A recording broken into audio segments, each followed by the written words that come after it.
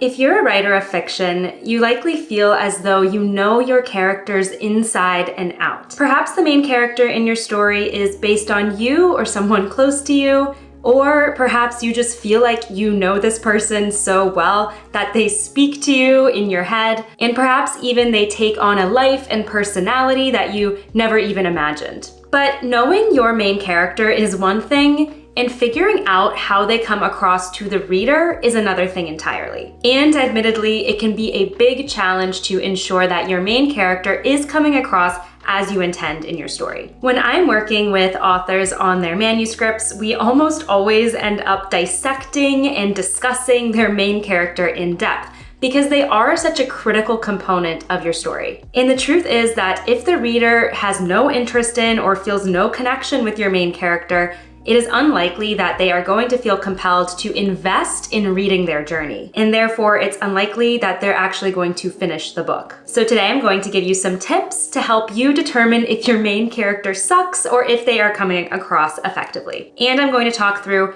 how to fix some of the most common mistakes that I see with main characters to ensure that you are writing a really compelling and engaging protagonist. If you currently have a work in progress, I recommend subscribing to my channel. Every week, I either give tactical writing tips, like in this video today, or I talk about the book publishing industry. So if any of that interests you, I would love to have you around.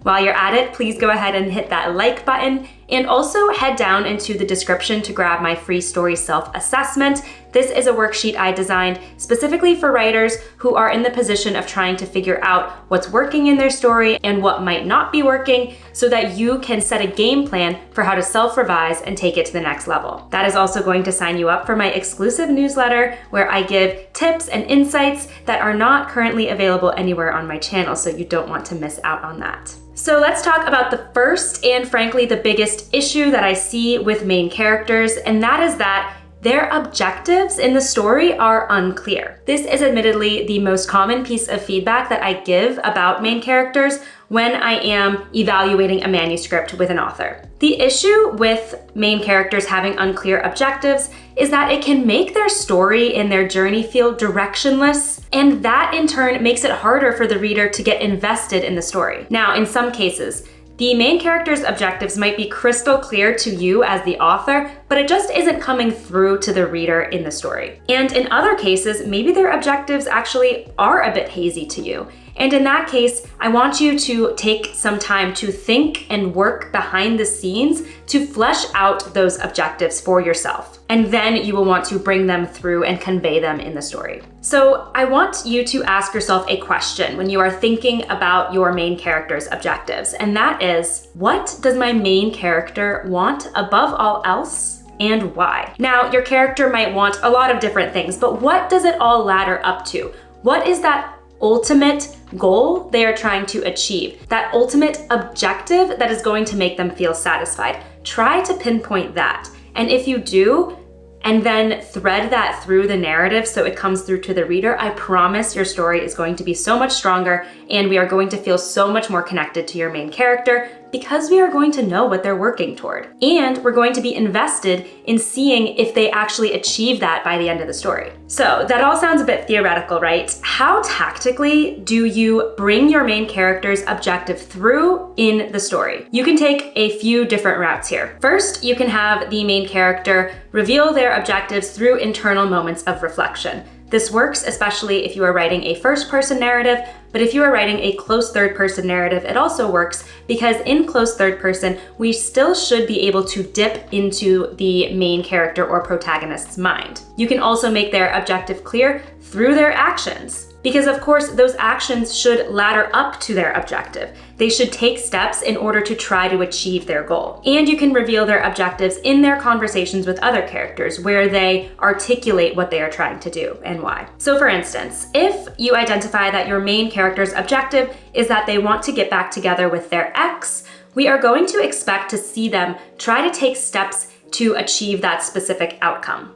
Maybe they are going to text their ex. Maybe they are going to even think about showing up unannounced at their house. I want you to avoid the temptation to say, Well, my main character doesn't know what their objectives are, and use that as a rationale for keeping their objective nebulous in the story. Because even if the main character is unable to articulate their objectives to themselves internally, at the end of the day, everyone wants something, right? And takes action to a specific end. So it's okay if it isn't true to your main character's personality to have them articulate their objectives really explicitly to themselves or to others. However, the reader should still be able to pick up on those overarching objectives, even if the main character themselves cannot. Also keep in mind that a main character's objective absolutely can change over the course of the story. But make sure that you bring the reader along that journey, and the reader is there every step of the way, understanding why and when those objectives are changing. Now let's talk about the second big issue I see with main characters, which is that they lack agency. This means that in the story, primarily we see things happening to the character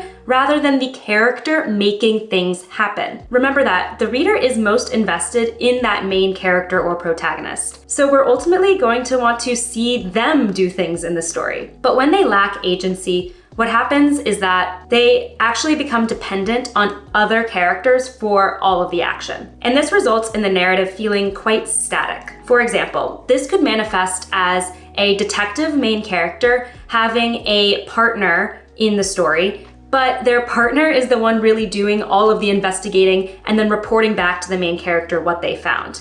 Really, what we crave seeing is the main character themselves doing some of that investigative work. We don't want to just see the main character hear about all these developments from their partner or from other characters. We want to see them taking that action and figuring things out for themselves, and in turn driving the plot forward. They shouldn't be a main plot actor. So make sure that your main character takes action to achieve their objective and further the plot of the story. This is going to make your scenes feel so much more dynamic because we are seeing the main character in action. The next big issue I see with main characters is that their backstory is underdeveloped. Backstory is critical to crafting complex, layered characters that feel authentic and that resonate with the reader. A character's backstory indicates why they are the way they are, what experiences have led them to their current situation, and what in their past has shaped who they are and what they want today, right now. It informs their priorities and their value systems. Think about backstory as an iceberg visual,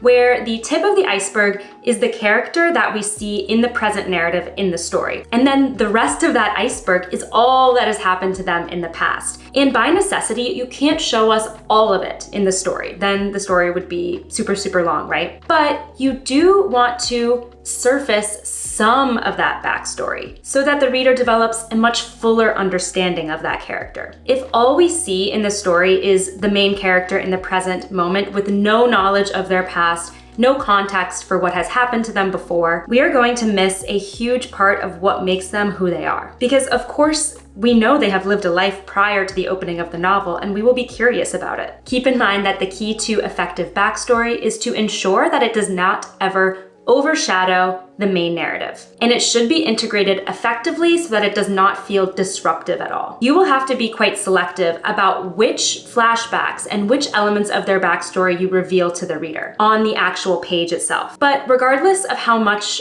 of the backstory you show on the page, you as the author should still know a great deal about their backstory. It should inform how you present them in the story itself. And in fact, thinking through their backstory behind the scenes should also help you with the first point I made about fleshing out their objectives, because what has happened in the past should inform what their goal is today. I have another video that might be helpful if you're thinking about backstory, which goes into some do's and don'ts for writing flashback scenes, so I definitely recommend checking that out for some more tactical tips. The next issue I see with main characters is if their emotions are suppressed. It is going to be very difficult for your reader to connect with your main character if it feels like they never emote. And we never see those raw emotions because they're going to come across as robotic and inauthentic. Now keep in mind that your reader does not necessarily have to like your main character, but we do need to be able to extend empathy to them and understand why they are the way they are. Those are two very different things. The reason why it's important that we at least empathize with your characters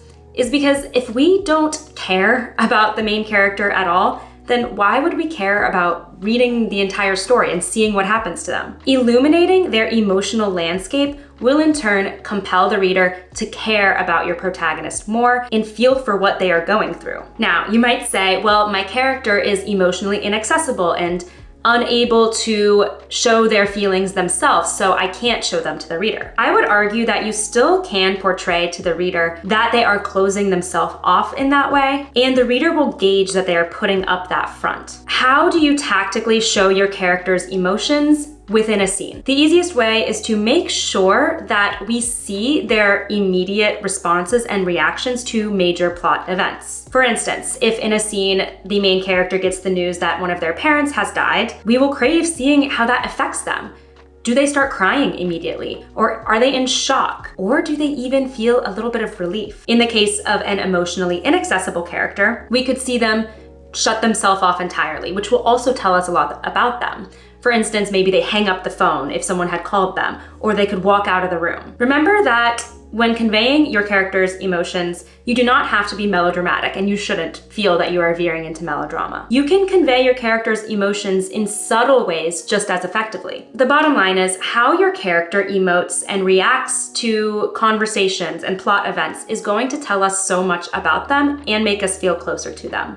So do not close them off entirely emotionally. The final issue I see with main characters is that they feel faceless. It's critical that your main character comes off as a complex, layered, multifaceted, authentic feeling person. Otherwise, it's unlikely that your reader is going to connect with them. So to create a genuine feeling character, you'll want to give them specific personality traits and quirks that are unique to them. And they should have both good traits and bad traits. If your main character feels like a blank canvas or has no real individuality to them, they could end up actually boring the reader. In fact, the more specific and unique and flawed that your main character is, the more the reader will feel compelled to connect with them. And frankly, the more interested the reader is going to be in them. So you can do a writing exercise where you actually develop a full character profile or persona. And then you can flesh out some details about your character's personality and weave those in throughout your scenes. So some things to consider would be any bad habits that your character has, any specific elements of their routine that they always do, some of their favorite items or foods, and their hobbies. That's really going to give us a sense of the flavor of your main character, and they are going to come across as more genuine and more compelling as a result. I hope this video helped you determine if your main character is compelling and effective, or if they could use a bit more work to keep the reader interested. Let me know in the comments what your main character is like. Feel free to share any of those unique character quirks that I just talked about too. If you're looking for some more tips on character writing, check out my video on how to write likable characters. That will also help you ensure that readers are connecting with your main character. And I go more into how to make the reader extend empathy to them in that video. As always, if you found this video helpful, please hit that like button, subscribe if you haven't already, and don't forget to grab that free story self-assessment waiting for you in the description below.